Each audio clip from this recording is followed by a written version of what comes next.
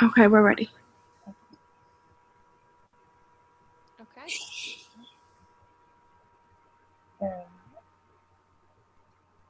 I'm gonna post in the group chat area. I copied and pasted the questions from our discussion kind of guide for us to go over to see if that helps us kind of stay on task and everything for our meeting. Okay. Okay, sounds good. Thank you. Okay, so the first question is, what threats to children and families did Elder Holland mention? And how has Babylon influenced the development of the threat to children and families that you have chosen to address? I really liked what Ella Holland said about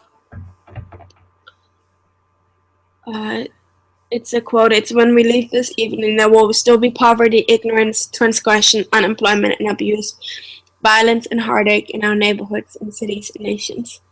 I think that's a really nice way of summarizing everything that he talked about all the threats that children and families face. And then with how has Babylon influenced the development of the threat, I think it's he further on says that and in answers to God's call, the children of Israel are the ones to do it, not to flee Babylon, but to attack it, without being naive or polynaceous about it. We can live our religion so broadly and unfailingly that we find all kinds of opportunities to help families, bless neighborhoods, and protect others, including the rising generation. So I thought that was a very powerful thing that he said. It really inspired me to be more proactive with my neighbors and friends in the community that um, we should defend the family and defend our children. Something that really caught me in this talk is, it was less about like a specific threat to the family, but more like a general one. Like with like the first two scenarios we shared about the hometown kid coming back and being completely booed and being totally mistreated, and then with the sister or I think it was the third scenario, the sister who had the tattoos and wasn't dressed appropriately for what we would consider appropriately for um, a church activity, and our attitudes and our judgment. And I think that one of the biggest threats to children and family is that the message, the worldly message, the Babylon influence out there, they're getting that message at every turn. And so what we have to do is we really need to focus on the message that we're sending. And that's not just within the walls of our home, that's being out in public, that's being at church functions, and not going with a preconceived judgment based on somebody's appearance, um, or or if you only see this person once in a blue moon, you like say, oh well, maybe their testimony is just not that strong, and I'm not gonna engage them, or it changes the way you engage them, and we have to be that positive, all-inclusive, Christ-like example, um, not letting our attitudes and adjust um, and prejudices and judgments get in the way of that message. Yeah, I like how you said that because it's true that we can be an advocate just by being nice and being out there and living what is right, because then people will be able to see it and see that we stand true to what we believe in. Like how in the What Would You Do video, like he talks about, like when he goes up to that couple that talked about the classes that are available, he's like, they weren't changing their minds. Like, they were set on it. I think that they were strong advocates for what, you know, um, for what a family can be, and how to live a righteous life. And they didn't back down even when they were pressured to or confronted about it. And that's like what Lisa was saying from the talk, that um, that he talked about Babylon, and now's the time that we won't run away. And I thought that it was really profound how Elder Holland had said that, because he gave examples of those stories that we've heard all of our lives, and in knowing about how brave it was for them to leave the place that they knew. But it's a lot a lot of hard work to stay in the place that you know as well, and to be able to combat that in a nice and like considerate, respectful manner. Mm-hmm.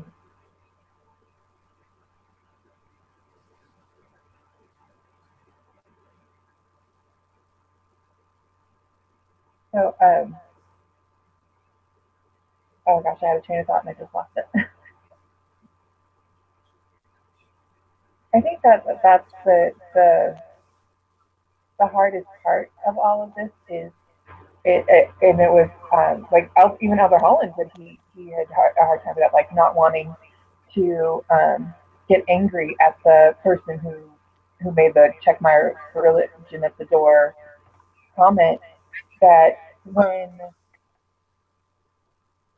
the people that you're advocating against, for lack of a better word, or you're trying to share an opposing view with, when they don't want to hear it and they don't want to, they don't show the same compassion and respect, that it's hard to maintain your own. It's hard not to let yourself get defensive, let yourself get angry and act out in anger as a response, but to be able to try to continue to see beyond the issues, see the person, um, and temper your reactions accordingly and stick to your just relating your point, um, I don't know, like just in a positive way. Like, Right. I think I that found it like really hard that um, to kind of not be upset just because, not that I immediately became upset or that that's always my angle of how I talk to people. But I've in my community, especially here in Dallas, it's just that the people here are always so, how do I put it, very protective of their values, especially when it comes to their children and how they behave within the family and stuff. And it's really hard to uh, not to come across defensive. Um, when, for example, a couple of times when I went to WIC to renew benefits or something, or to get benefits for my daughter, there's been a couple of instances where a few mothers would come up to me and ask me why I raise my daughter the way I do. Just she was acting up and I was disciplining her, for example. And it's just really hard not to become defensive because they look at you and they talk to you like you've just did the greatest sin in the world. So it's just, I think it's really hard to stay positive, and so that's why I like this talk, because it really helped to get some perspective on it and to relate um to Elder Holland. absolutely, and your example is a great one because, especially with raising children, it's such a personal experience, and Mm-hmm. it's become this thing that's so judged. I mean, you have people who have children and did it a different way. You have people who don't have children going, well, if I had kids, then this is how I would do it. And Mm-hmm. it's a constant source of judgment, and you have people out there who so experts, so-called experts, saying this is how you should do it, and really, it is such a personal thing, and it really does come down to, especially within cultures of faith, like the LDS Church and other churches as well, um, letting the Spirit guide you. And so, I mean, even within, I'm sure within the LDS Church, there are so many different ways of families raising their children, and the thing that we have to realize is just because it doesn't look the same doesn't mean um, it's not what the Holy Spirit is guiding that particular family to do. And so I think that another point that Elder Holland raised in that about um, not judging, but making righteous judgment, like knowing the difference and and and making the judgments we are supposed to make and avoiding making the judgments that aren't in our sphere. Yeah, and Yeah. I like that too. I think that that really is one of the ways that like Babylon has influenced it. Like anytime you do something that you believe in, you feel like you're pressured in it. You feel like you've been judged for how you've done it, even if you know that you're doing right. I think that Babylon, like I don't mean the world today, like they put such a negative spin on anything that's good. Like you are you're bigot and traditionalist if you um, don't believe in same-sex marriage, if you don't let your kids do things like that they let them do. And so it is hard. It's to find a way to be respectful of not bashing them in the choices that they're making, but still standing up for the different ways that we are doing things in righteousness. Yeah, thank you for saying that because that really hit home for me. That even though we know, or we, let's say we're in a position where we doubt ourselves because we know we're doing something that the Holy Ghost is telling us, but we're still being judged. Um, that's in that moment. What I just do is I just really like pray and talk to Heavenly Father and say, hey, I just need a small confirmation, so to say, that I'm raising my daughter right, that I'm being a good enough wife. And I think we just need to then look at how many blessings we get every day to also tell ourselves, hey, we're whatever the Holy Ghost is telling us, we're doing the right thing. Doesn't matter if we get judged by it. Yeah. Okay. Okay, let's move Anyone on have to the any? second Yeah, I was question. just gonna say, let's see if anyone has any more comments on this one, and We're on then a we'll roll move here. on. Um, how does Elder Holland's description of Babylon and Israel coincide with defending the doctrine of the family in these latter days?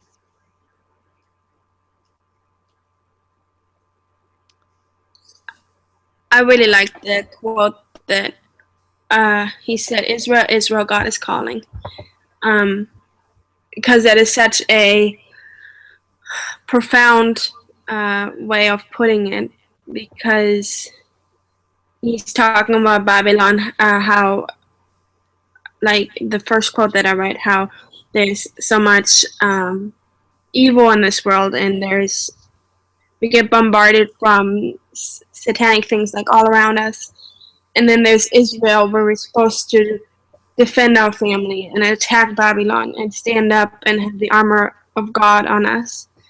And so that is how we should defend the doctrine of the family. That especially when you have kids and especially when they're in school, there's going to be probably opportunities every day to defend your children and your family, and not to go into the school and have a banner and proclaim, but when the opportunity comes where they say something to you, or where your child comes to you and say, hey mommy, I don't feel this is right, I didn't feel like I was treated fairly today in school, that you go to the teacher and you talk to the teacher, or if it's something more severe, you go talk to the principal and you show them uh, the how the doctrine of the family should be. Right, and I think that it's a big key. Like you were saying, like you just feel like it's not right, and then you have to act on it, whether that's running away like they did from Babylon, or whether that's standing up for what you believe in, like Elder Holland told us to do now. That we're not going to run anymore, but we do still need to do something about it and not just let it happen or be a part of it. I think something that stood out for me is, what did they do when Babylon started to kind of get into people telling themselves, oh well, we there goes Lehi, and there go the Jaredites, and there go this branch, and they sought to seek Zion somewhere else, and now that we have to seek Zion where we are. But I think there's still a principle of fleeing, because we talk about the walls of our home being our fortress, and what we keep inside is so precious.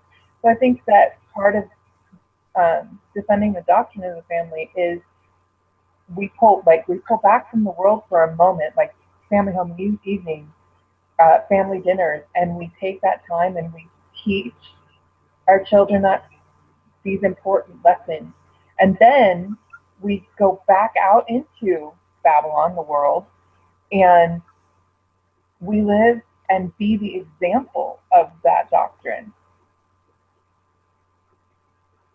Yeah, I like that.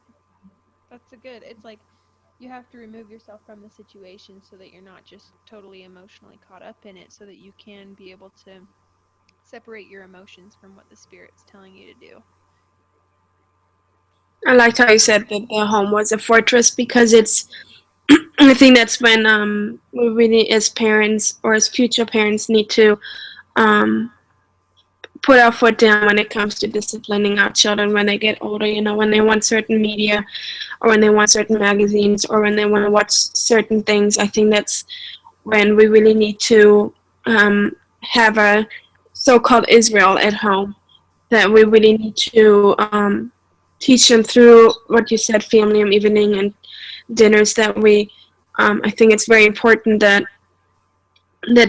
your children uh, understand it, and when they go out, that they are able to stand on their own with the armor of God. That they're able to tell their friends, hey, I'm not going to do this because I personally believe that this is wrong. Or they say, well, that we teach our children to find alternatives to do with their friends. Instead of going to this movie, let's go and go to the playground, or something similar. That we teach them to not only do but also believe and find alternatives um, to do things with their friends. Yeah. Absolutely. Do you guys have any other comments for that one? No, I think that's good. What Yes. characteristics? Oh, sorry. Were you saying something? No. Okay. What characteristics and attributes did Elder Holland expound on that will make you, more effective family advocates?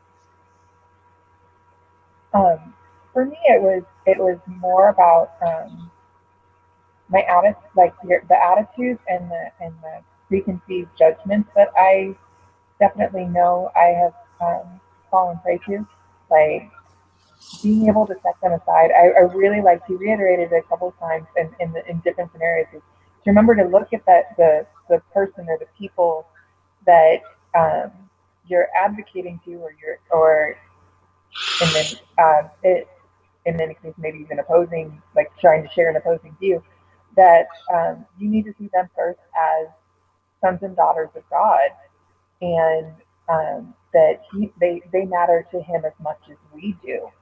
And I really like when he said, I wrote it down, let me see if I can get um,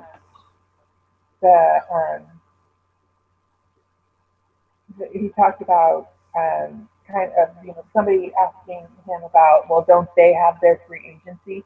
And he said something along the lines of that it's not so much we're telling them how to live, but we're showing them the choice. So it kind of like helps define the purpose of advocacy for me, especially with a family. Not saying you have to live in a home with a mom and a dad, and you have to have so many children, and you have to do this to raise your children, but showing them that option, and showing them all of the blessings and great things that can happen when you are striving for that ideal. And then you have to step back and let them make that choice to aim for that, or to say, well, I don't agree with you and I'm going to do this. I like that.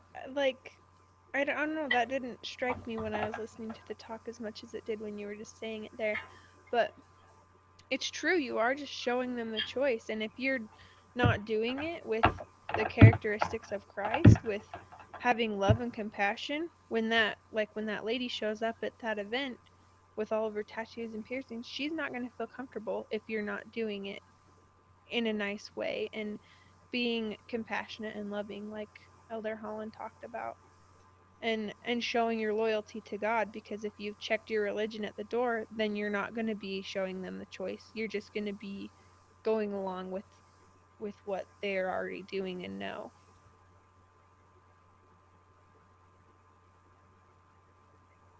I liked what um, he said about judge righteous judgments.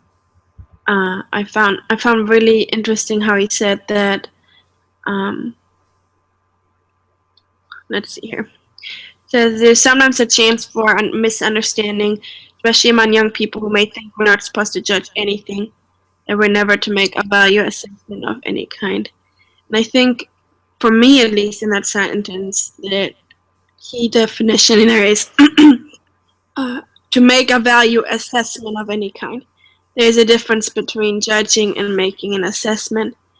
Um, I think it stood out to me is because as a future counselor, it will be hard to do judgment versus assessment with families, and to then have a positive attitude and teach them the right doctrines of the family. So for me, I think what I just really need to work on is not to judge, but rather to look at it from a perspective saying, how can I do it different for my own family, my own children?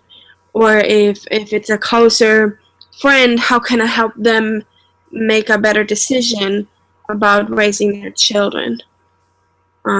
If a couple of times friends come up to me and ask me for advice or for helps, since I'm studying child development and stuff, and so it's really nice to kind of practice on that, to show them what uh, the proclamation to the world says and what the prophets have said, including what um, studies have shown that have been proven to be effective in child rearing. I think a little further on in the quote you just mentioned, Elder Holland kind of hit the nail on the head for me. It's something I struggle with is that and he said it himself, it's a hard thing to do to distinguish perfectly between the sin and the sinner, where we're walking that line between being that person as a child of God and loving them and um, showing compassion, showing empathy, um, and at the same time not crossing over into the line where we're condoning the sin or the action, where we start to make it seem like or make it look like we approve. And I mean that's something that I mean I feel like I struggle with every day, or anytime a discussion comes up on a lot of things like marriage policy, of trying to relay that message where I'm not trying to judge the person, but this is what I believe and this is what I feel is right. It's hard. It's a struggle that I think more people just they choose instead to shy away from.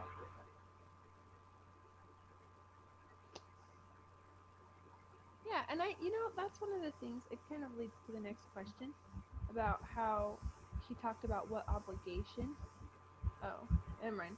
It talked about the obligation, and it's a different in the next question. But it was making me think that, we do have an obligation to that, to stand up for what we're believing in and what we know to be true. And even though it might be hard sometimes, one of the things that struck me the most from Elder Holland's talk was when he talked about the cop who went into the home, and there was the 5 children there with absolutely nothing, and the parents or the mom, we don't know if there was the dad or anything, um but they were um they were not clear-headed, and they were high on things, um and the kids had no one to look after them. And I worked in a facility that was an emergency care shelter for children 0 to 18. And we would get those types of children. They would be removed from situations like that and come straight to us, and where they had nothing but the clothes on their back, if they had clothes on. And so it was just, it really helped me see that we do have an obligation to help people like that, and the children especially, where they aren't able to make choices themselves. Um and if we're able to stand up for them, then I like to think of the good that they can do when they are grown as well, because they'll remember all that was done for them, and how much of an impact it had on them. And then it will be like a generational cycle. As we stand up for these beliefs, then they'll be able to raise a new generation that will have them as well.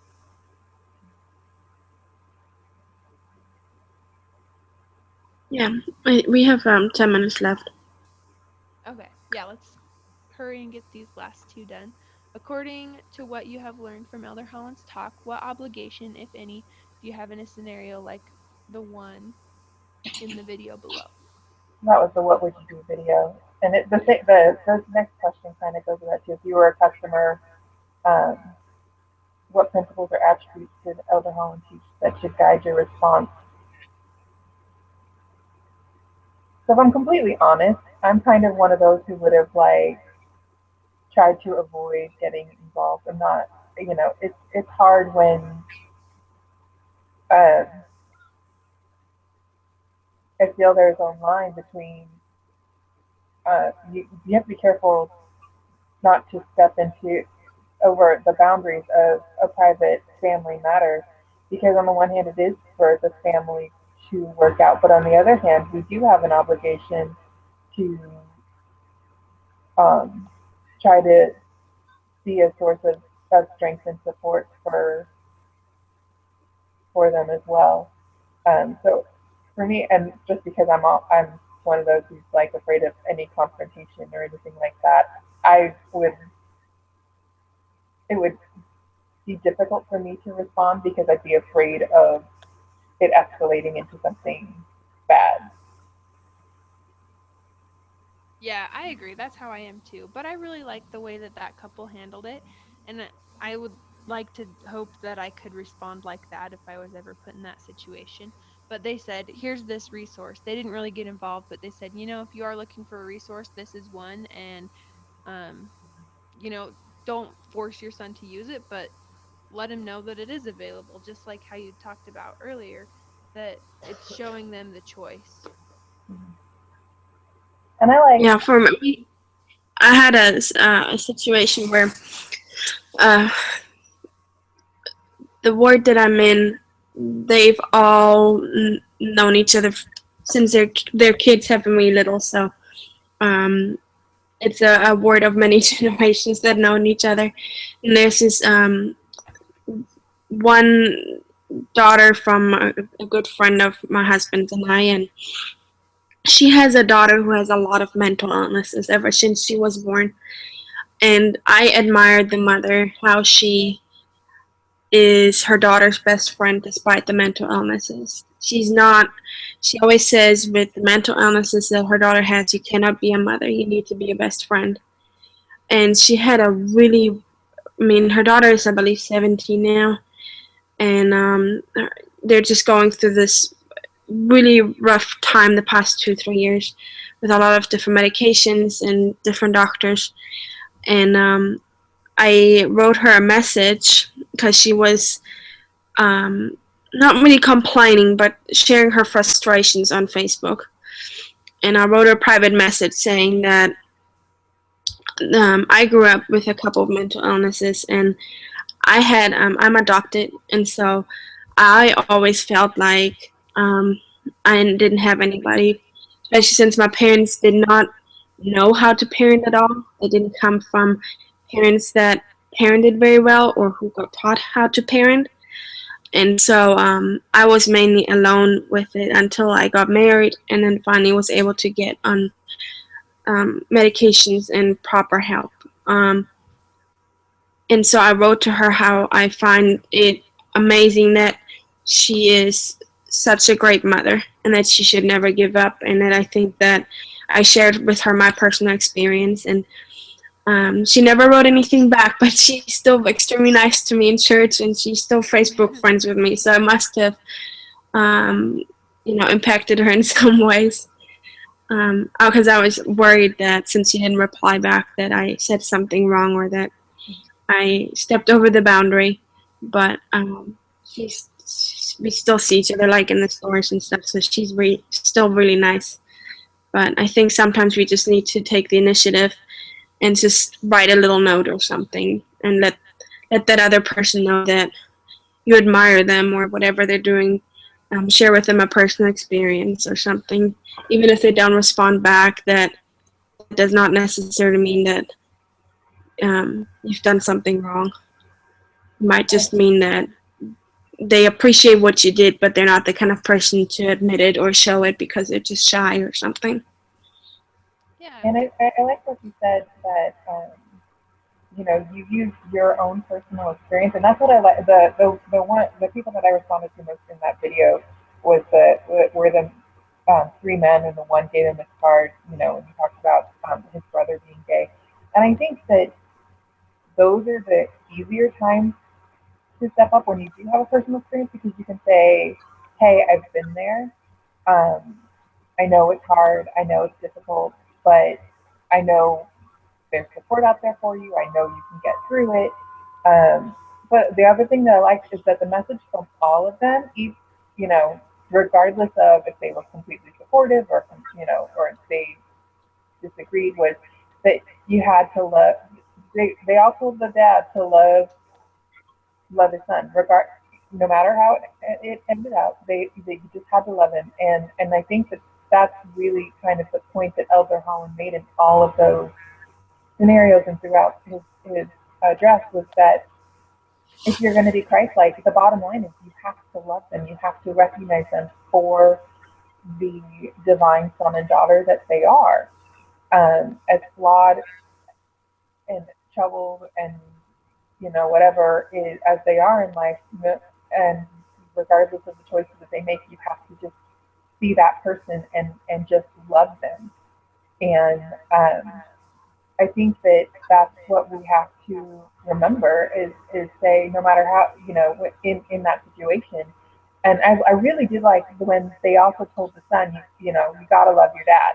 He may be angry and hurting and he's lashing out at you, and you're angry and hurting, but you still need to try to love him. You need that love to be the base of anything moving forward. And I think that that's what we have to look at in whatever situation we're in advocacy. We have to begin with loving the people that we're advocating for, and for the people that we're trying, and loving the people that we're trying to reach. Okay, P, we need to wrap up. Yes. Let's do the last one really quick. If you were a customer at this restaurant and observed this father-son exchange, what principles and attributes did Elder Holland teach that should guide your response? I think that, like you were just talking about, it's with love, and he said that we need to let the Spirit be the guide as well. Those are the two that I felt.